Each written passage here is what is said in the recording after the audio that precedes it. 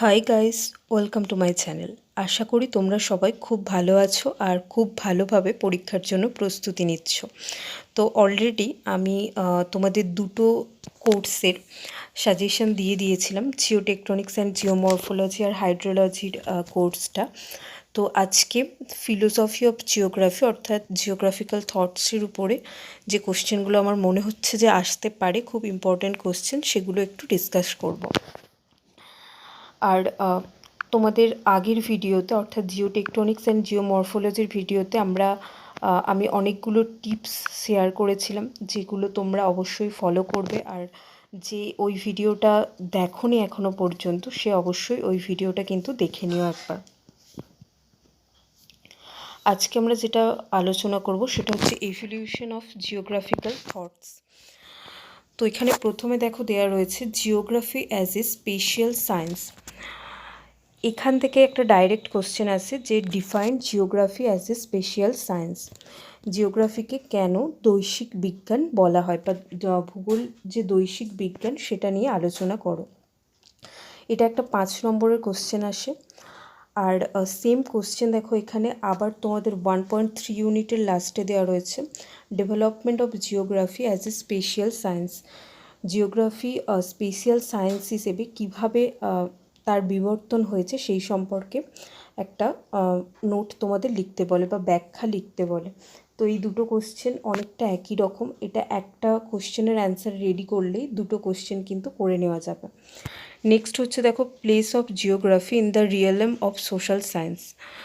সমাজবিজ্ঞানের একটা শাখা হিসেবে ভূগোলের গুরুত্ব বা ভূগোল কীভাবে একটা সমাজবিজ্ঞানের শাখা হিসেবে বিবর্তন ঘটেছে সেই সম্পর্কে একটা কোশ্চেন আসে। এই সব কোশ্চেনগুলো তোমরা নবোদয় পাবলিকেশনের যে বইটা রয়েছে জিওগ্রাফিক্যাল থটসের, সেই বইতে কিন্তু ডিটেলসে পেয়ে যাবে। আচ্ছা, নেক্সট দেখো pre scientific ideas in the ancient and মেডিয়েভাল period. প্রাচীন ভারতে এবং প্রাচীনকালে এবং মধ্যযুগে ভূগোলের যে সমস্ত আবিষ্কার হয়েছে, যেভাবে ভৌগোলিকরা তাদের কন্ট্রিবিউশন দিয়েছে সেই সম্পর্কে একটা নোট লিখতে বলে। তো এক্ষেত্রে অনেকগুলো ভৌগোলিক অনেক কিছু আমাদের কন্ট্রিবিউট করেছে। তো প্রত্যেকটা ভৌগোলিকের এক একটা করে যদি পড়তে যাও তাহলে অনেকগুলো কোশ্চেন এখানে হয়। তো আমি এখানে সাজেস্ট করব যে তোমরা এটা ওভারঅল একটা কোশ্চেন রেডি করে যেও, যেটা হয়তো যদি বলে যে প্রাচীন ভারতে ভৌগোলিকদের অবদান বা মধ্যযুগের ভারতের ভৌগোলিকদের অবদান। তো এইভাবে একটা ওভারঅল কোশ্চেন রেডি করে যেও। নেক্সট হচ্ছে emergence of scientific geography, Humboldt, Ritter and Ratzel. Most important এই তিনটে ভৌগোলিকের অবদান, হামবোল্টের অবদান, রিটারের অবদান এবং র্যাটচেলের অবদান। র্যাটচেলের মানবীয় ভূগোলের অবদান, মানবীয় ভূগোলের উপর র্যাটচেলের অবদান, এটা খুব ইম্পর্টেন্ট। হামবোল্ট আর রিটারের অবদান, এই তিনটে কোশ্চেনই কিন্তু খুব ইম্পর্টেন্ট।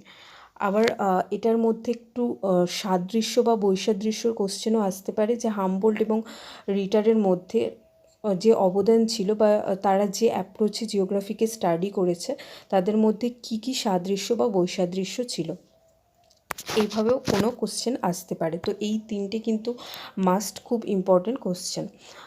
আর 1.3 এর আরেকটা যেটা রয়েছে পজিটিভিজম ইন জিওগ্রাফি।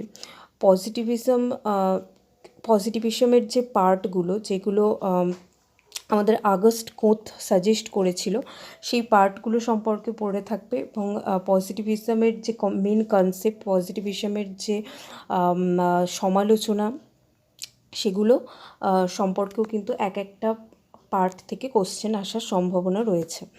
আচ্ছা, নেক্সট হচ্ছে impact of world war two on quantitative revolution.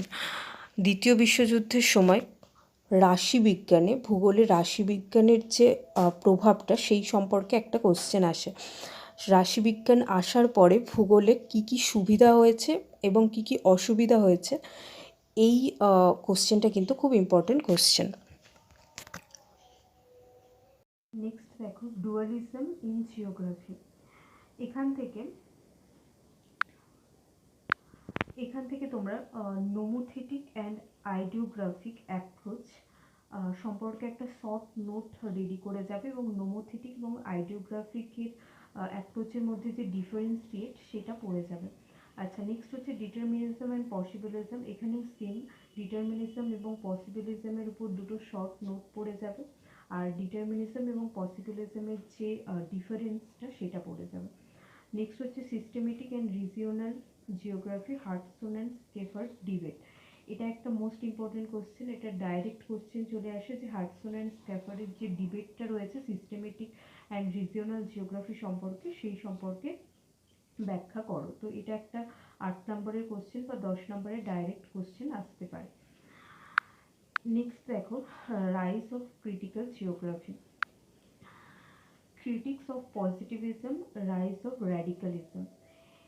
দেখো এই প্রত্যেকটা সাব ইউনিট থেকে যে মেইন পয়েন্টটা রয়েছে, অর্থাৎ পজিটিভিজম, র্যাডিক্যালিজম, নিচে দেখো রয়েছে হিউম্যানিস্টিক অ্যান্ড ওয়েলফেয়ার জিওগ্রাফি।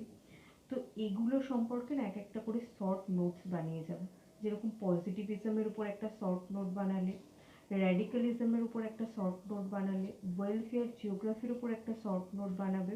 তো এইভাবে এই যে সাব পয়েন্টগুলো রয়েছে, এই যে সাব যে ওয়ার্ডগুলো রয়েছে, এর উপরে একটা করে শর্ট নোট বানিয়ে যাবে। কাজেই এখান থেকে যদি কোনো ট্রিকি কোশ্চেন দেয়ও, তাহলেও ওই যে শর্ট নোটটা তোমরা পড়ে যাবে সেটা লিখে আসতে পারবে। আচ্ছা, এখানে তোমরা এই যে যেগুলো রয়েছে এগুলোও কিন্তু তোমরা নবোদয় পাবলিকেশনের যে থটের উপর যে বইটা রয়েছে ওই বইটাতে খুব ভালোভাবে পেয়ে যাবে। পজিটিভিজমের সমালোচনাটা এখানে ইম্পর্টেন্ট। র্যাডিক্যালিজম থেকে বললামই যে একটা শর্ট নোট বানিয়ে যাবে। আর emergence of humanistic and welfare geography, humanistic geography কাকে বলে বা হিউম্যানিস্টিক জিওগ্রাফির যে ব্যাখ্যা সেটা পড়ে যাবে, এবং ওয়েলফেয়ার জিওগ্রাফি কাকে বলে, ওয়েলফেয়ার জিওগ্রাফির যে ব্যাখ্যা সেটা পড়ে যাবে। নেক্সট হচ্ছে production of speech after labour and Harvey, স্পেসের যে শ্রেণী বিভাগ, অ্যাবসলিউট স্পেস বা তোমাদের নিরপেক্ষ স্পেস, দৈশিক পরিসর, এগুলো সম্পর্কে প্রত্যেকটা সম্পর্কে জেনে যাবে। যতগুলো স্পেস আছে সেই স্পেস কাকে বলে, তার বৈশিষ্ট্য কী, সেগুলো সম্পর্কে জেনে যাবে। আর এই লিভার অ্যান্ড হার্ভের যে শ্রেণী বিভাগ স্পেসের, সেইটা পড়ে যাবে। আচ্ছা, নেক্সট হচ্ছে দেখো recent trends in geography, revival of determinism, shallow and deep ecology.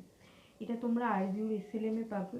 জানি অবশ্য আরবিউর এসএলএমে পুরোটাই ইংলিশে দেওয়া রয়েছে, তো ওটা একটু পড়ে বোঝার চেষ্টা করবে। এই স্যাল ইকোলজি এবং ডিপ ইকোলজি কী সেটা সম্পর্কে একটু কনসেপ্টটা পড়ে যাবে, তাহলেই যা কোশ্চেন আসবে মোটামুটি লিখতে পারবে। আর নেক্সট হচ্ছে এই পোস্ট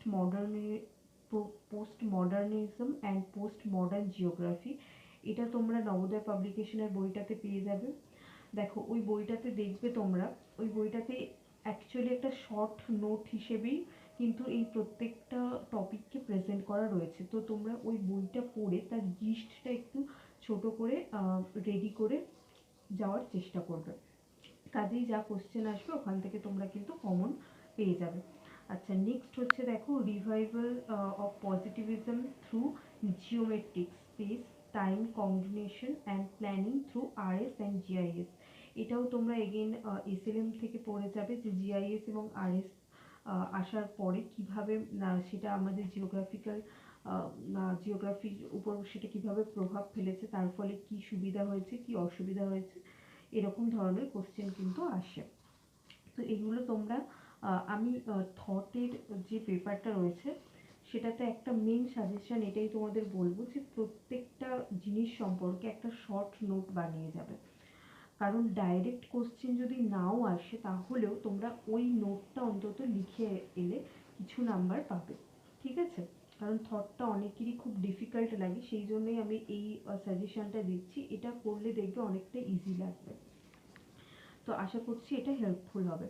তো তিনটে কোর্স থেকে তোমাদের আমি থিওরির যে 3টে পার্ট ছিল সেখান থেকে সাজেশন দিয়ে দিলাম। এবার প্র্যাকটিক্যালের 2টো কোর্স থেকে তোমাদের সাজেশনটা আমি নেক্সট ভিডিওর মাধ্যমে দিয়ে দেবো।